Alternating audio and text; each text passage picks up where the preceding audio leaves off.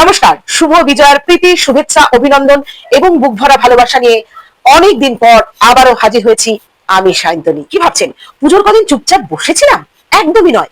ঠাকুর দেখার পাশাপাশি আমি করেছি আমার কাজ। ট্যালেন্ট খুঁজেছি মশাই, ট্যালেন্ট খুঁজেছি, তারই নমুনা দেব আজ।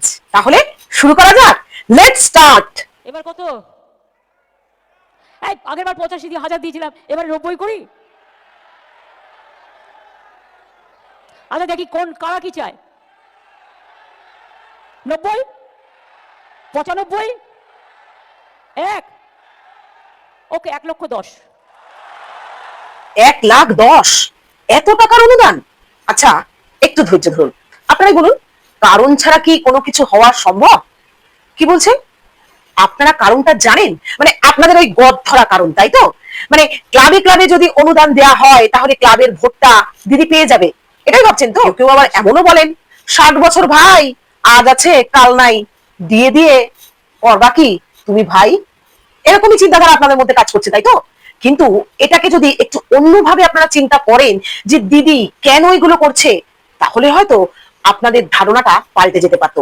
দাঁড়ান, সেই কাজটা আমি করছি, কারণ এতদিনে যখন আপনারা করতে পারেননি, দায়িত্ব নিয়ে আমাকেই সেটা করতে হবে। পয়েন্টে আসার আগে একটা কথা আপনাদের জানা দরকার, ভুল ভাল আমি বলি না মোটে। তাই আমার ট্যালেন্টটা একটু অন্য রুটে। বলি, আমাদের রাজ্যে অনুদান ছাড়া আছে কিছু? কন্যাশ্রী, রূপশ্রী, লক্ষ্মীর ভান্ডার, বিধবা ভাতা, সব বিষয় অনুদান। যত দোষ কিনা ক্লাবের বেলা, আসলে না দোষটা আমাদেরই। আমরাই আবেগপ্রবণ হয়ে একইভাবে একই ধারায় বয়ে চলেছি, কোন রকম আপডেট নিজেদের করতে পারিনি। সেই কারণে কবে একটা ধর্ষণ হয়েছে, কবে শিক্ষা চুরি গেছে, কবে চাকরি চুরি গেছে, কবে কয়লা চুরি গেছে, গরু চুরি গেছে, এসব নিয়েই আমরা পড়ে আছি। হ্যাঁ, এখনো অবশ্য রাজ্যে আমাদের চাকরি বাকরি নিয়ে যথেষ্ট সমস্যা চলছে। তা বলে কি আমরা উৎসবে মাতবো না? তা বলে কি অনুদান বাড়বে না? আজকে প্রত্যেকটা অনুদানেই তো টাকা বাড়ানো হয়েছে, তাহলে ক্লাবে যদি একটু আধটু অনুদানের টাকা বাড়ে তাতে আপত্তিটা কোথায়? আজ আমাদের রাজ্যে যে 26,000 শিক্ষক শিক্ষিকার মধ্যে যোগ্য ব্যক্তিরা চাকরি হারালেন, তাদের কথা কে ভেবেছে? আপনি না আমি? না মশাই না, একমাত্র আমাদের দিদি, আমাদের রাজ্যের মুখ্যমন্ত্রী ভেবেছেন। না হলে 1,10,000 অনুদান কখনোই দিতেন না। তিনি এটাও ভেবেছেন যারা চাকরি হারা তারা কিভাবে চাঁদা দেবে, তাহলে তো একটা গন্ডগোল তৈরি হবে। সেই কথাও কিন্তু তিনি মাথায় রেখেছেন, আর সেই কথা মাথায় রেখেই হয়তো তিনি অনুদানটা বাড়িয়ে দিয়েছেন। এভাবেও তো ধরা যায়, যদি আমাদের রাজ্যে প্রতি মাসে মাসে সকলের জন্য অনুদান বরাদ্দ থাকে, তাহলে মা দুর্গার জন্য কেন নয়? আমরা তো প্রতি মাসে মাসে অনুদান পাই, তাহলে মা দুর্গা তো বছরে একবার আসে, তার ক্ষেত্রে যদি একটু অনুদান বাড়িয়ে দেওয়া হয় তাতে সমস্যাটা কোথায়? একবার ভাবুন তো, ক্লাবে ক্লাবে যদি অনুদান না দেওয়া হতো, মা দুর্গা বাপের বাড়ি থেকে কি মুখ নিয়ে তার স্বামীর কাছে ফিরে যেত? ভেবেছেন আপনারা? ভাবেননি, আমিও ভাবিনি। ভেবেছেন একমাত্র আমাদের দিদি। এই মানুষটার ভাবনার মধ্যে লুকিয়ে রয়েছে এক একটা ট্যালেন্ট, শুধু দেখার জন্য যে চোখটা চাই সেটা আমাদের নেই। আপনারা জানেন আমাদের রাজ্যের মুখ্যমন্ত্রীর মাথায় কতগুলো সেলাই পড়েছিল? চলুন দেখে নিই। 40টা সেলাই আছে, আমার ব্রেন অপারেশন করতে হয়েছে। এবার বলুন তো, একজন মানুষের মাথায় 46টা সেলাই থাকা সত্ত্বেও এক টানা একভাবে একটার পর একটা উন্নয়নের কাজ করে যাওয়া, চারটিখানি কথা, এটা কি ট্যালেন্ট নয়? আমি জানতে পেরে গেছি যে এই যে বৃষ্টিটা হচ্ছে, এই বৃষ্টিটার পেছনে সায়েন্টিফিক রিসার্চ আছে, যেটা আমরা নিজেরা আনিকি ইউনিভার্সিটিতে পড়েছি, যে আমরা কোনো একটা জায়গায় ক্লাউড ফর্মেশন করে, যে আকাশটা দেখতে পাচ্ছেন, ক্লাউড ফর্মেশন করে আমরা বৃষ্টি করতে পারি। ঠিক আছে, সেই বৃষ্টিটা আমাদের ওয়েস্ট বেঙ্গলে করানো হয়েছে, যাতে আমাদের ওয়েস্ট বেঙ্গলটা জলের তলায় চলে যায়। আর কার নামে দোষ করবে? মমতার নামে দোষ করবে। মমতার নামে দোষ করলে কে জিতবে? এই যে আমাদের দাদুরা জিতবে। বুঝতে পেরেছেন? মানে আপনি বলতে চাইছেন সেন্ট্রাল গভর্নমেন্ট ক্লাউড ফর্মেশন করে পশ্চিমবঙ্গে বৃষ্টি করিয়েছে? একদমই তাই।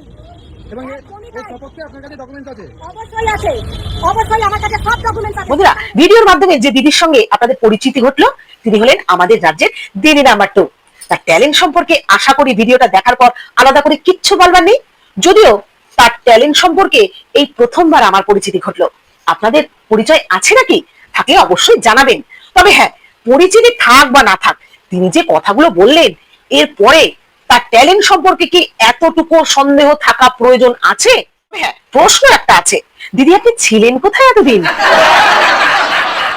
আগামী দিনে যদি বৃষ্টির কারণে চাষাবাদের কোনো সমস্যা হয় অবশ্যই দিদির কন্ট্যাক্ট নাম্বারে যোগাযোগ করুন কিংবা দিদির ঠিকানা সংগ্রহ করুন। না আমার কাছে নেই, থাকলে অবশ্যই দিয়ে দিতাম। তবে এই ভিডিওটা প্রচারের পর দিদি যে হারে ভাইরাল হবে তাতে করে দিদিকে খুঁজে নিতে তেমন একটা অসুবিধা হওয়ার কোনো কারণ নেই। আসুন এবার দেখি পুজোর উৎসবের দিনগুলিতে যে সাংস্কৃতিক ট্যালেন্ট আমরা দেখেছি তারই কিছু ভিডিওর অংশ।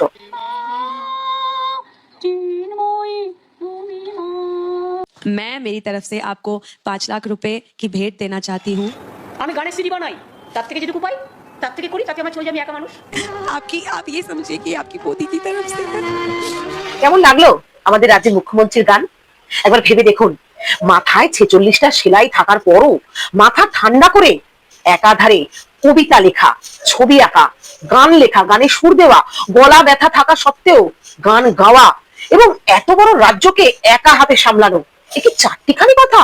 আপনার বা আমার দ্বারা এটা সম্ভব? তবে হ্যাঁ, তিনি যদি মুখ্যমন্ত্রী নাও বা হতেন, শিল্পীর দিক থেকে 1 নম্বরে তার নাম থাকতো। না না, আমি বলছি না, গায়ক ইন্দ্রনীল বাবুই বলছে। মমতা বন্দ্যোপাধ্যায় রাজনীতি না করলেও খালি শিল্পী হিসাবে ছবি আঁকা হোক, লেখা হোক, সুরকার হোক, গীতিকার হোক, রাজনীতির বাইরেও সেখানেও 1 নম্বরে যেতেন।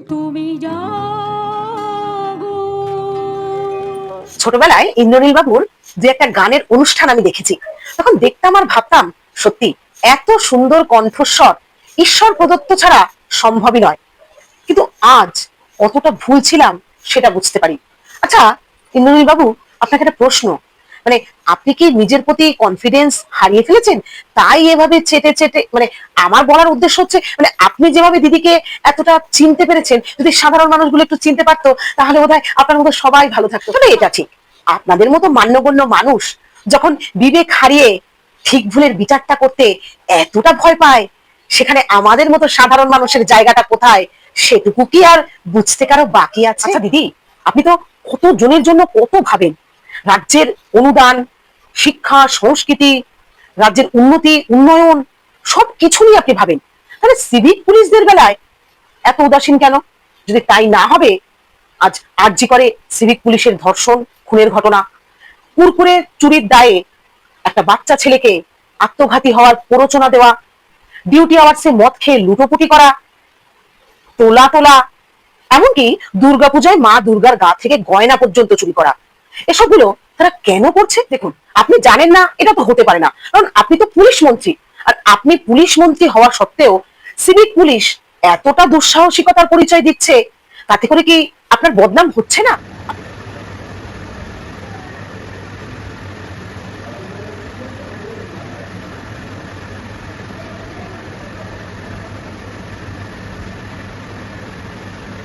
যেহেতু এটা একটা মায়ের জিনিস, হিন্দু ধর্মের, আমরা পূজা করি 1991 সাল থেকে এটা পূজা চলছে, আজকের পূজা না।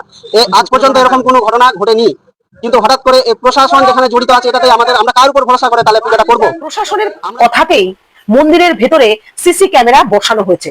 আচ্ছা, যারা সিসি ক্যামেরা বসিয়েছে তারাই মায়ের গয়না চুরি করছে, এটা কিভাবে সম্ভব? আমার একটাই প্রশ্ন, জানেন তো, মানে পুলিশ যদি চোর ধরা ছেড়ে দিয়ে চুরি ধরে নেয়, তাহলে চোর কি করবে বলুন তো? মানে চোরের পেট চলবে কি করে? আচ্ছা, চোর বলে কি তাদের কোনো সম্মান নেই? চোর পুলিশকে ধরবে না পুলিশ চোরকে ধরবে? সত্যি আমি কনফিউজড বড্ড। তারপর একটা ঘটনা ঘটেই চলেছে সিভিক পুলিশকে নিয়ে, তাও প্রশাসনের টনক নড়ছে না। মায়ের গয়না চুরির দায়ে যে সিভিক পুলিশ জড়িত বা তার সঙ্গে যারা যারা জড়িত প্রত্যেককেই গ্রেপ্তার করা হয়েছে, কিন্তু সত্যি কি গ্রেপ্তার করলে তার শাস্তি হয়? তাহলে তো নিশ্চিন্ত হতে পারছি না। আর এমনটা ঘটবে না তো যে চোরের হাত থেকে বাঁচানোর জন্যই গয়নাগুলোকে সাবধানে সরিয়ে রাখার চেষ্টা চলছিল? দেখবেন বাপু, বলা যায় না এ রাজ্যে কখন যে কি হচ্ছে বলা দুষ্কর। তাই এটা মাথায় রাখবেন, যদি গয়নাগুলোকে সরিয়ে রাখার ইচ্ছাই থাকতো চোরের হাত থেকে বাঁচানোর জন্য, তাহলে সিসি ক্যামেরা কখনোই বসানো হতো না। আচ্ছা, সঙ্গদোষও তো এমন হতে পারে, মানে আমরা বলি না সঙ্গদোষে সর্বনাশ, আমি কি একটু বেশি বলে ফেলছি? মানে আমার চাপ আমি বাড়িয়ে ফেলছি? তাহলে থাক, পরেরটাই আসি। হ্যাঁ, আচ্ছা বলুন তো, শুধু কি সিভিক বাবুদের দোষ দিলে হবে? এনাদের দোষের কথাই আমি বলছিলাম, মানে এদের সঙ্গ দোষের কথা আর কি। দশমীর দিনের ঘটনা, একবার ভিডিওটা দেখুন। অফিসার শ্রীরামপুরে তোলপাড় পড়ে গিয়েছে এই ভাইরাল ভিডিও ঘিরে দেখুন। পুলিশ ড্রিঙ্ক করে মারছে। মাতাল মাতাল পুলিশ রাস্তায় ফেলে দেওয়া উচিত। বোঝো ঠেলা। এতদিন জানতাম দুর্গাপুজোর বিসর্জনে পাড়ার ছেলে ছোকরারা একটু আধটু সুরা পান করে নিজেদের মধ্যে ক্যাচাল বাঁধায়, আর সেই ক্যাচালকে শক্ত হাতে সামলায় কে না প্রশাসন। আজ কি দেখছি প্রশাসন নিজেই সুরা পান করে মাটিতে লুটোপুটি খাচ্ছে। বলি বিসর্জনের ছেলেপুলেকে সামলাবে কে? আমি, আপনি, নাকি যারা ক্যাচাল করছে তারা নিজেরা? ঔরঙ্গজেব নিজের রাজ্যকে সুরক্ষা দিতে চোরদেরই নাকি পাহারা দেওয়ার দায়িত্ব দিতেন। আচ্ছা, আমাদের রাজ্যে এমন কিছু চলছে না তো? এসব বাদ দিয়ে বরং চলুন যাওয়া যাক, আরো এক দিদির ট্যালেন্টের পরিচয় আপনাদেরকে দিই। আজ করতে পারছেন তার কথা বলছি। আপনিও এসেছেন এই বছর, আপনাকে টিমকে বা আপনাকে আমরা কি ফর্মে পাবো এখানে? সবই দুর্গা ঠাকুরের ওপর, সব কিছুই দুর্গা ঠাকুরের ওপর ব্যাপারটা। আর অফকোর্স বাঙালি হিসেবে ভেরি ভেরি প্রাউড যে আমাদের দুর্গা পুজো has gone into UNESCO intangible heritage. তো এটা বাঙালির জন্য ভীষণই একটা প্রাউড মোমেন্ট। আর এই Red Road carnival is the best showcase of that, and we need to be very proud of a culture, and this is the best showcase of a culture. So being a part of it I am absolutely. ভাগ্যিস carnival হয়, না হলে রাজ্য জুড়ে নাচের school খ্যাতি অর্জন করতে পারতো ডোনাদি, আপনিই বলুন। তবে মানতেই হচ্ছে কার্নিভাল হয় বলেই কিন্তু লোকে জানতে পারছে পশ্চিমবঙ্গে কত বড় দুর্গাপুজো হয়। আগে কখনো এত বড় দুর্গাপুজো পশ্চিমবঙ্গে দেখেছে? সবটাই আমাদের দিদির কল্যাণে। আচ্ছা, মানুষটার মধ্যে এত ট্যালেন্ট আপনাদের চোখে পড়ে না? যাকে বলি কি ডোনাদি, আপনি তো বাঙালি ঘরের সন্তান, বাঙালি ঘরের পুত্রবধূও বটে, বাংলার গৌরব আপনি, এমনকি আমাদের দাদা। তা একটু আধটু ইংলিশের পাশাপাশি বাংলাটাও তো শিখে নিতে পারতেন। বারবার বাংলা বলতে গিয়ে যেভাবে জড়িয়ে যাচ্ছেন, মানে ইংলিশ ছাড়া বলতেই পারছেন না। যদিও বাংলা বলতে আপনার চিরদিনই যে সমস্যা সেটা আর একটা কারণে বুঝতে পেরেছিলাম। মনে আছে তো সেই আরজি করের ঘটনায় আপনি বলেছিলেন রেপ টেপ একটু আধটু সব জায়গাতেই হয়, কেমন ট্রোলের মুখে পড়েছিলেন বলুন। যেটা হয়েছে রেপ টেপ সব জায়গায় হয়, কিন্তু কলকাতার বাংলার মতো এত প্রতিবাদ কোথায় হচ্ছে? মানে এটা তো বাংলার আমাদের গর্ব যে বাংলায় এরকম একটা প্রতিবাদ। ভিডিও শেষ প্রান্তে এসে জানতে বড় মন চাইছে আসলে বাঙালি কিনা, স্বভাবের দোষ আর কি। বলি কি, যারা ধরুন দিদির খুব কাছের মানুষকে নিঃস্বার্থ ভাবে ভালোবেসে সবটা করেন, মানে দিদি যা বলছে তাই করছেন, বিচার বিবেচনা না করে দিদির হ্যাঁতে হ্যাঁ নাতে না মেলাচ্ছেন, সবটাই কি শুধুমাত্র ভালোবাসার খাতিরে, নাকি কারণ অন্য? মানে ধরুন আগামী দিনে ভগবান না করুক 19-20 কিছু যদি হয়, তাহলে দিদির পাশে থাকবেন তো? নমস্কার, আজ এই পর্যন্ত। এর থেকে বেশি বললে চাপ বাড়তে পারে। কেমন লাগলো আজকের ভিডিও অবশ্যই কমেন্ট করে জানাবেন আমাকে। ভালো থাকবেন সবাই।